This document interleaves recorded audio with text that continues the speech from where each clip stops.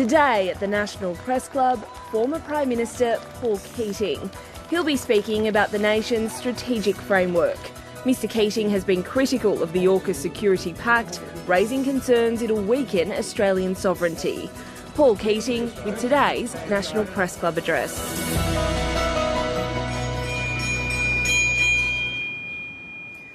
Good afternoon, ladies and gentlemen, and welcome to the National Press Club and the Westpac Address, coming to you from the lands of the Gadigal people, Sydney, and from the lands of the Ngunnawal and Ngambri people, Canberra. My name is Laura Tingle, I'm the club's president. Yesterday's announcement in San Diego of a nuclear submarine strategy for Australia, as well as for the US and UK, has set our country on a trajectory for at least the next 3 decades, which has profound strategic, defence and economic implications. It ties us inexorably tighter to the United States and the United Kingdom than the words in any treaty could do, in terms of our place in the region and the world. It represents another progression in Australia's pushback against the assertiveness that has inevitably come with China's rise as a world power. It also entangles our future plans for developing our manufacturing and broader industry sectors with those of the US and UK. Former Prime Minister Paul Keating has been a vocal critic of the nuclear-powered submarine plan from the start, arguing in an appearance here in 2021 that Australia has lost its way and that the mooted submarines purchase would be like throwing, quote, a handful of toothpicks at a mountain. Today, Mr Keating returns to speak to us in the wake of yesterday's announcement. A short time ago, he released a statement outlining his views, which have been circulated to my colleagues attending today's event at the Press Club in Canberra. He and I will discuss the points he has made before we turn to questions from the floor in Canberra. Mr Keating, welcome. Thank you, Laura. In probably characteristic style, you haven't missed in your statement, and you've called it the worst international decision by an Australian government since the Labor government. By an Australian Labor government since the former Labor leader Billy Hughes sought to introduce conscription to augment Australian forces in World War I, and that it's a mistake. Yeah. Why is that? It's a mistake. Look, Labor has got all the big ones basically right in the 20th century. They got Wright knocking Hughes off over conscription. Curtin got it right in knocking Churchill off over the troops from Burma back to Papua New Guinea, back to Kokoda.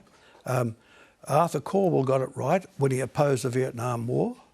Simon Crean got it right when he said we shouldn't be sending troops to Iraq and went to the wharf and waved them away while saying they shouldn't be going.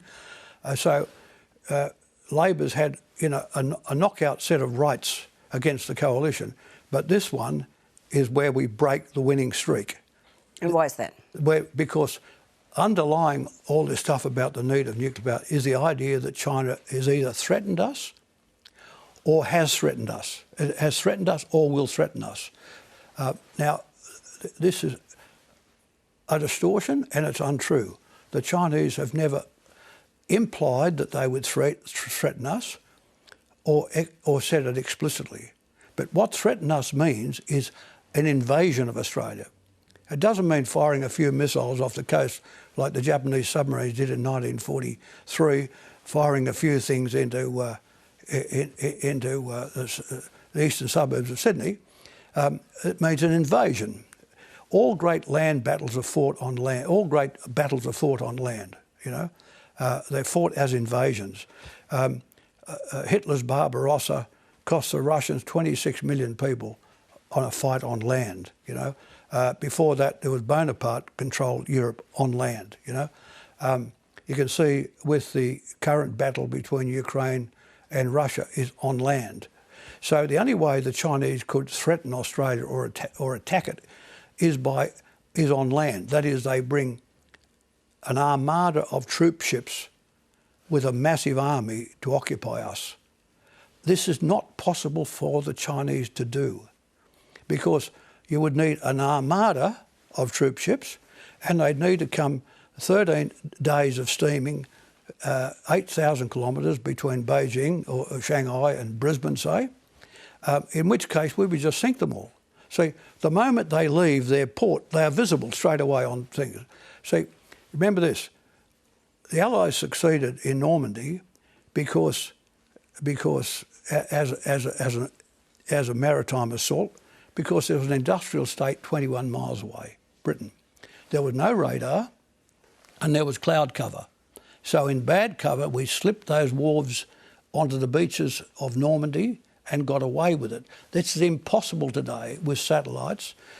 It's impossible with this sort of coverage. So what would happen is we wouldn't need submarines to sink an armada, and it would mean an armada of Chinese boats, ships, combat boats, troop ships.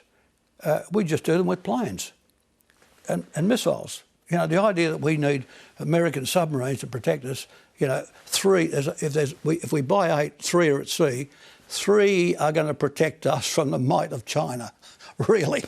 I mean, the rubbish of it, the rubbish. So in other words, let me say this. China has not threatened us, and despite 5 years of this China threat appearing in the Sydney Morning Herald, particularly, you know, written by, you know, provocateurs like Harcher and people, it's all been untrue. So it's been untrue. So if the threat isn't about direct invasion, as you say, there is still an issue about China finding its place in the region and being more assertive in the region. Yeah. What's the appropriate strategic response to that? Yeah. Well, I say in the speech, but it's worth saying here.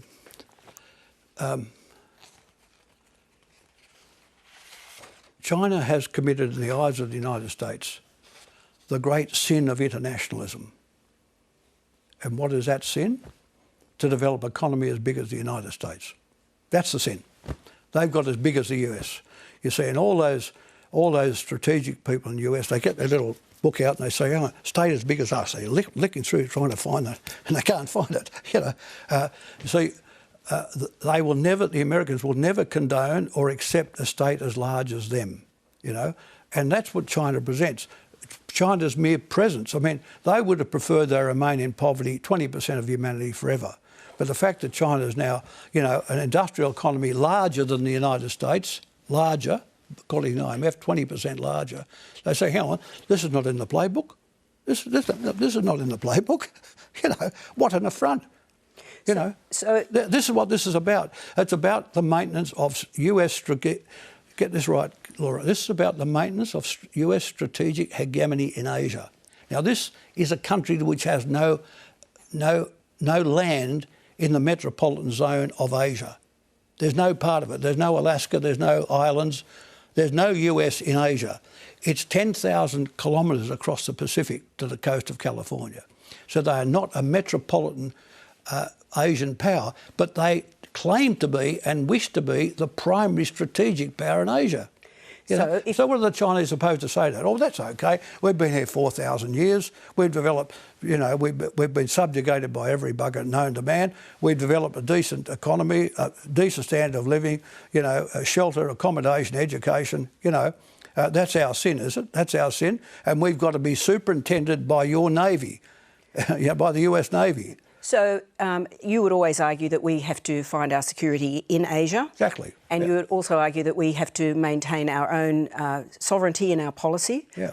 If those are the rules, but you do have a China challenging the orthodoxy, if you like, of the region. It's not, but the thing is, it's not challenging. I'm not saying they're talking about threatening, you know, to invade anybody, but you know, they are a rising power and they are getting more assertive in their Well, they're not stupid. What would you do if you had an economy 20% bigger than the US? Would you hide your light under a bushel? What should we do?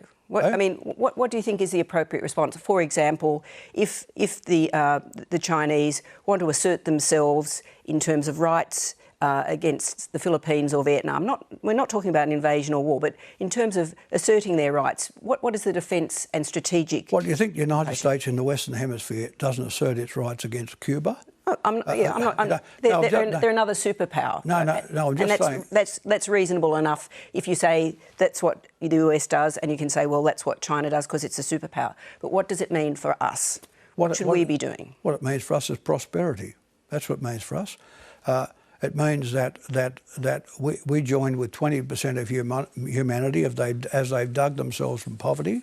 So you've got to remember this about China. We're speaking of it as though it's almost like the old Soviet Union. It is not the Soviet Union. It's in the IMF. It's in the World Bank. It's in the WTO. It's in the WHO. You know, you had Xi Jinping at Davos 5 years ago proselytising in favour of globalisation. I mean, this is not a state which wishes to overturn the West, you know. But there's a whole lot of difference in not wishing to overturn the West and copying the nonsense from the Americans that the Chinese should live forever under their strategic command. You follow me?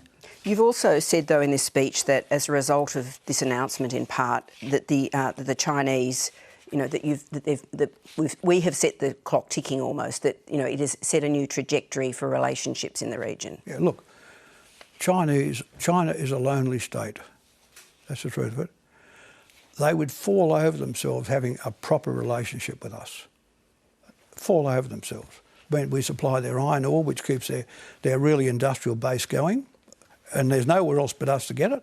You know, we're providing them wheat, we provide them all sorts of things, investment, what have you. They are 12 flying hours from us. We have a continent of our own, a border with no one, no border disputes with them. Perfect. No, we've manufactured a problem. You know, don't let the sleeping dogs lie. You know, we've given the old dog a kicking, you know. And so instead of saying, you see, one of the points I've made here, and what's one of the principal problems of this deal is that defence has overtaken foreign policy. I mean, you don't see Penny Wong out there, you see Miles out there. You know, standing on the submarines is Miles, it's not Penny Wong. So what's happened is that the military have taken over the foreign policy. And as a consequence, we're not using diplomacy. I mean, let me just make this point. Running around the Pacific Islands with a lei around your neck handing out money, which is what Penny does, is not foreign policy. It's a consular task, fundamentally. Foreign policy is what you do with the great powers, what you do with China, what you do with the United States. This government, the Albanese government, does not employ foreign policy, right? But it has improved the relationship with China since it's come to office? Look, they've decided not to speak rudely or loudly, but at core you can see what the outcome is. Here's Anthony Albanese signing up with the Americans, the British. I mean, look, let's remember about the British. They pulled their Grand Fleet out of East Asia in 1904. They witnessed the capitulation of Singapore in 1942, right? They then announced their East of Suez policy in 1968. In other words, you're all on your own, you Australians. We're leaving. We'll leave you with Singapore and New Zealand and Malaysia, right? The FPDA, you know. And then in 1973, just to make sure we got the message, they said, well, buggy you, we're going into Europe, so no wheat, no wool, no, you know. And then, of course, after the great problem of Brexit, after that fool Johnson destroyed their place in Europe, 2 world wars. It took 2 world wars to drag Britain to the centre of Europe, to sit beside Germany as the second major power. No, you know, the empirical people, you know, the Tories, that's good enough for us. We're Great Britain, we're the great power. So, OK, they're now out of, so then they're going to put together global Britain. So they're looking around for suckers, you know, global Britain. And they found, ooh, here's a bunch of accommodating people in Australia, you know, an accommodating Prime Minister, you know, a conservative Defence Minister, a risk-averse Foreign Minister. Let's put a proposition to them. So here we are, 230 years after we left Britain, we are returning to the Cornwall where Morrison did this deal. We're returning to Cornwall, and now Rishi Sunak, for God's sake, for Australia to find our security in Asia. I mean, how deeply pathetic is that? Well, when we last spoke in 2021, the Morrison government had just announced the AUKUS deal. You're savagely critical, as we've seen, of the Prime Minister and the Foreign Minister and the Defence Minister in this deal. What does it represent in the sense of our strategic and defence position? What does it represent? That's been announced. Look, I'd say for the cost $360 billion, for $360 billion, we're going to get 8 submarines. Right? It must be the worst deal in all history. But let's say 360. If we were buying Collins-class replacements, we'd get at least 40 to 50 of those submarines. 40 to 50 for the same price. Now, no Navy's ever done better than having 1/3 of their boats at sea at any one time. So we would have, let's call it 45 to make it simple, you know, or something like that. We'd have, you know, a third of them, 15, say, at sea. 15 at sea, against 3 nuclear boats. 15 against 3. Now remember, the nuclear boat's only firing a traditional torpedo. It's not firing a nuclear torpedo, just like the other boats. And because it's 8,000 tonnes, that's big, they're discoverable, they'll be discoverable from space. And what's more, they are too big for the shallow waters of the Australian coast. A 4,000 tonne boat, like the Collins, worked perfectly around the Australian coast because it was designed to protect Australia. It wasn't designed to sit off the Chinese coast sinking Chinese submarines, right? So now we've got a big 8,000 tonne clunker. We get 3 instead of 15. And you know, the Navy says, I saw with Miles, I saw Vice Admiral Collins, the head of the Navy, recently. They came up to see me. And Collins said, you know, well, Mr Keating, he said, you know, we've got to put the snort up every night to get the oxygen. I said, Admiral, please don't think I'm stupid. You only need to put the snort up if you're going at full power. If you go just cruising, you put the snort up every 4 days or so. And it may be that it is more risky now than it was 30 years ago. But if you've got 15 of the things at sea, how in the God would knocking one out matter? But if you knock one of the 3 nuclear subs out, it really matters. So now, they don't snort, but they'll be found because of their bulk. Yeah. So in terms of the actual deal, though, you've basically said that it's been structured to support US industry by buying into the Virginia-class submarines in the short term, and that the deal is driven by the fact that the Americans don't want to disrupt or can't disrupt their manufacturing capacity, and thus there's this proposal for the British to sort of co-build the That's right. Well, look, at the Kabuki show in San Diego a day or so ago, there's 3 leaders standing there. Only one is paying, our bloke, Albo.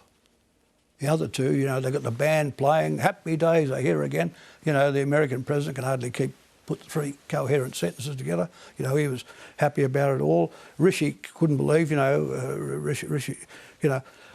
And so guess what? We're going to pass across $380 billion, dollars over time to British Aircraft BAE Systems, a British company, to build these things, and to the American submarine companies, and we have to build the bases here. So, you know, at San Diego there was only one payer, the Australian Prime Minister.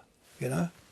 So, how do you think this came about? I mean, you've talked a bit about the fact that in your statement about the fact that Labor came out and supported the Morrison government's proposition 24 hours after it was made. You know, is this because Labor doesn't feel that it can move on national security? What happened? Penny Wong got the job 6 years ago, and she decided that with Bill Shorten at the time, that there should be no opening for the Liberal Party to attack Labor on strategic policy.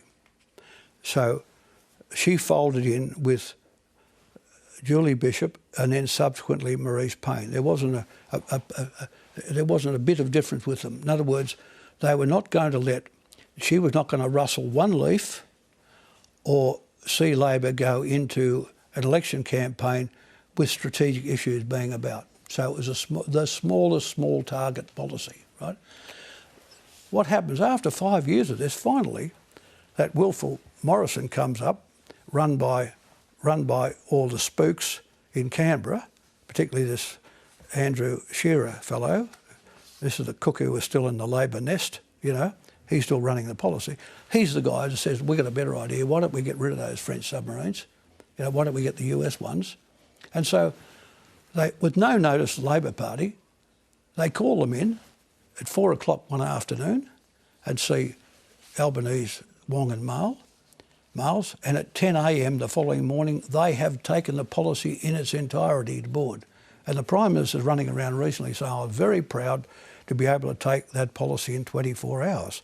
Well, how would you take a policy which is going to cost this much money, have these consequences for our relations, A, with China, with the region, B, in terms of our industrial base? How would you do this in 24 hours? You can only do it if you have no perceptive ability to understand the weight of the decisions you're being asked to make. It's, other people call it incompetence. I'll call it maybe trying. But we're dancing to the tune of Andrew Shearer. We're dancing to the tune. It's a Labor government, of ASPI, which is this cell, pro-American cell run by a former private secretary to a Liberal minister, this Bassey fellow. Right, because Morrison made clear, the Australian newspaper made clear on the weekend, the foreign minister wasn't consulted. The people consulted were the ONA people, that is, and ASPI. I mean, this is it. And wouldn't you think the first thing a Labor government would do would knock all their heads off? No. Andrew Shearer was in the plane on the way to Tokyo with the Prime Minister. They've been brought in. This says something about the left in Australia. Politically in the Labor Party, I fought the left most of my life. Always mostly on behalf of the United States. But the two principal people on the left in Australia are now Anthony Albanese and Penny Wong. And what they've done, they have essentially accommodated the strategic wishes of the United States, uncritically. This is the left, and of course they would say, the old left, that mob in Sussex Street, you can't trust them. But God, if you look at me or Laurie Bratton or Leo McClay, we look like Bolsheviks compared to them. Bolsheviks. So where does it leave us in if we are so entrenched? The answer is in deep doo-doo. That's where it leaves us. Where does it go? Where does it go? I think, what'll happen is we'll get sucked into the American control system. We'll start to, you've got to remember, it was Julia Gillard and Stephen Smith in the Obama visit who first allowed basing in Australia. I would never have allowed American basing in Australia, but they allowed it, So now we're going to have Americans submarines coming and going, and of course they would say, of course these are on rotation, they're not permanent. But if the rotation is permanent, they are permanent. Does it make a material difference though, that rotational presence?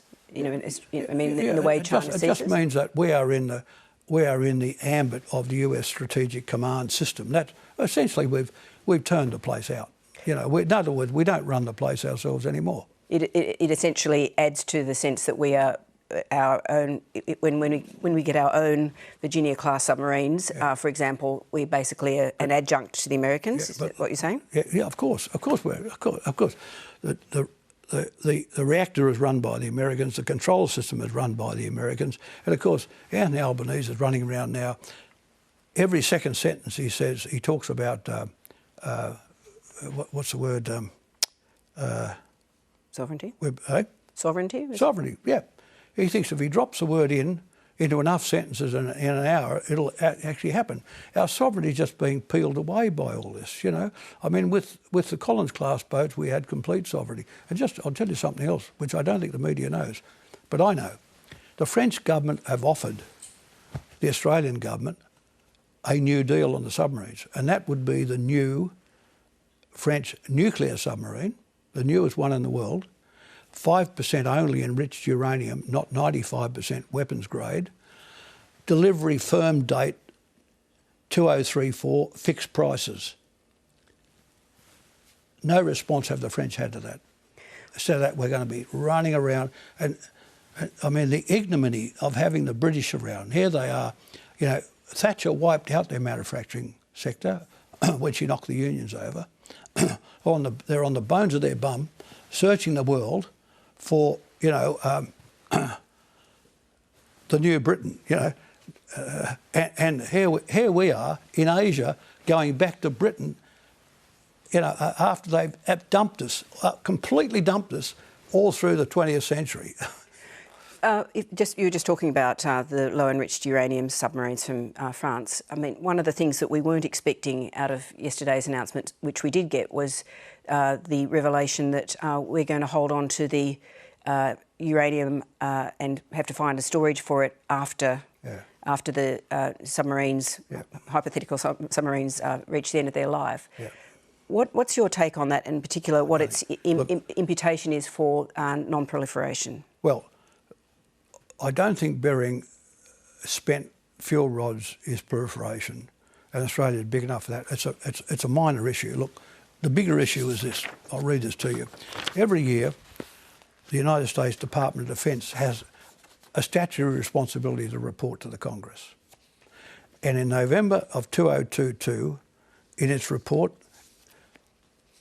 the Defence Department said this: the People's Republic of China aims to restrict the United States from having a presence in China's periphery. In other words, not having our ships run up and down their coast. That's what it really means. Any more than the Americans would consider. Like, just imagine, could you just imagine if the Chinese Blue Water Navy decided to do their sightseeing 6 miles off the coast of California? Could you imagine the brouhaha that would go on? So here's the Department of Defence, not me, or those of us who have our view. The PRC aims to restrict the United States from having a presence in China's periphery. In other words, China wants to have, as a great state, they want their front doorway clean, just as if you take the Western Hemisphere, Cuba, Puerto Rico, the Dominican Republic, there's no way the Americans would want anyone else in that area. And this thing goes on to say, the PLA is increasingly able to project its power into the Philippine Sea. Well, you could just about swim across the Philippine Sea. I mean, shocking. Here's the Chinese, but this is the Americans themselves. So here we are, there's the Australian government where, we're going to stop those Chinese, we're going to poke their eyes out, we're going to get these subs. But the US Defence Department says, oh, by the way, I think the Chinese are really only interested in their front door, their periphery, I mean, that takes all the speculation out of it, doesn't it? And just make this point about the United States, threats to the United States. China does not threaten the United States. Nobody can threaten the United States. It's got 10,000 kilometres of sea between the Chinese coast and California. It's got the Atlantic Ocean on the other side. It has a massive country with in space, land mass and friends in Canada on the north and Mexico on the south, and the greatest armaments in all history. So there's no way the Chinese would ever think of attacking the United States and have never thought to attack the United States. So here we're in this position. The Chinese cannot attack the United States and have never thought so, and cannot attack Australia and have never thought so. Because if they try to attack Australia, we'd simply sink the armada of the combat ships, of the troop ships coming. So all of this is all foreign policy spook-like talk. These spook agencies all have a dirty postcard up their sleeve, When I was Prime Minister, people say, oh, you're not at all interested in the cables, the product of the security agencies, And they'd have some, PM, we've been listening to someone's phone and they've just said this, I said, listen, if I want to find out about Malaysia and Singapore, I'll read the Straits Times. I'll get more out of that than your nonsense, The language yesterday was all about this being a deterrence at some level, that it's sending a signal to China that, we're not... In other words, we're not going to... You may attack us when we know they're not going to attack us and have never threatened to attack us and don't wish to attack us. That's the point. You see, don't underestimate the effect that the Sydney Morning Herald and the Age for 5 years, that I've been attacked by Harcher, that psychopath who runs this attack on me about me being a representative or putting the views of the People's Republic of China, But he's had free movement for 5 years to run this scare campaign in Australia. This was supported by the management of Nine Group. This fellow, James Chessel, I understand, sits at the top. So Chessel is part of the responsibility here, you know. And so this maniac has put this stuff, and he's on the ABC, he's on the drum every other night, you know. He's got the great stentorian voice, but no stentorian mind to match it. The suggestion always is that your commercial interests drive what you say about China. Let me make this. Let me deal with this. They talk about me on China Development Bank. I was on China Development. By the way, I left 5 years ago, right? I was on the China Development Bank board for 13 years and 10 years as chairman, right? With Henry Kissinger, with Paul Volcker, with the former managing director of the IMF, Jacques de la Rosière. And you know what our fee was? $5,000 a year. $5,000, what they didn't even call it a fee, they called it an honorarium. I have no commercial interest in China whatsoever, none. So I had, and you know what I used to do before I'd go to a China Development Bank meeting? I'd visit Glenn Stevens, and I'd say to the governor of our central bank, Glenn, what would you like me to inject into the conversation up there this week? Every year I would see him, and when I got the Chinese papers back, I would give them to the Reserve Bank. In other words, I sat as an Australian representative, essentially with Kissinger as my deputy for these years, sitting there, picking up intelligence out of the PRC, hoping I was doing a great thing for Australia and taking it back to the central bank here. That's what I was doing. But I've had to put up with this stuff out of Sky News, you know, that Dill Bolt and others, and of course, you know, I'll acid drop himself, Archer, saying, oh yes, but look, Keating's views are compromised, as if an Australian Prime Minister would compromise his commitment to the country because he sat on some international board and getting paid $5,000 a year and having no other interest there. Having said all of that, and not in any way suggesting it's about commercial interests, but have you been surprised by the way the Chinese have developed their military in the last 5 years? You know, it's been an exponential growth in their spend. Yeah, but their percent of their spending, defence spending to GDP is only a third of that, or 40% of that of the United States. As long as you understand that, right? They are bigger, so 40% of bigger is more, but it's nothing like the United States. The United States spends more than the next 10 countries behind it. But why are they doing it? Why are they? Well, they're doing it because, A, they have a huge economy which is internationally dependent, and because more latterly they have this sort of pressure from the US. And so, like every state of its remember, the IMF says on a purchasing power parity basis, China is 20% larger than the US. So what do they want them to do? Have little toy destroyers in the bath. You know, they could, like little boy in the bath, they could muck around little boats in the bath. Would that suit the Americans? You know? But you have said, nonetheless, that China doesn't have any territorial ambitions. It doesn't, no. So why do you need such a big land army, such a big navy? Well, the land army of China is really part of the police force of the place, really. It's like a paramilitary type, the same as Indonesia, you know. Look, the Chinese are locked into a bowl. They've got Siberia to the north, they've got the Himalayas to the west, they have Indochina to the south. They don't go anywhere. They're not attacking anyone. All they've done is they've militarised those shoals in their South China Sea, but that's all about, as the American Defence Department says, restricting the United States from having a presence in China's periphery. In other words, until this happened, the US 7th Fleet used to patrol up along the territorial sea of China, 6 miles off the coast. You know, the Chinese said, bugger this, we're not having this anymore.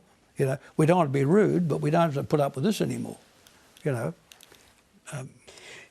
If I could just ask one question before we turn to our my colleagues in Canberra, which isn't directly related to AUKUS, but it does go back to some comments you made in 2021 and is relevant to the Ukraine situation. What's your view of China's ambitions to the west in the Stans, given the incredibly rich payload of... Well, I told you this on our last program, last time we met here. China's interests are not in the east. See, Australia and the US think, oh, the Chinese, they're going to muck around with the Philippines. All their interests are in the east. No. What's their interest in the east is to keep the front door mat clean, not have the US 7th Fleet up there. Their real interests are in the west of China and in the stand countries, Kazakhstan, Uzbekistan, these countries, which I believe they'll have major influence in all the way up to Istanbul. You can say, so China, see, this is the point. Developed countries like Australia are about 90% urbanised.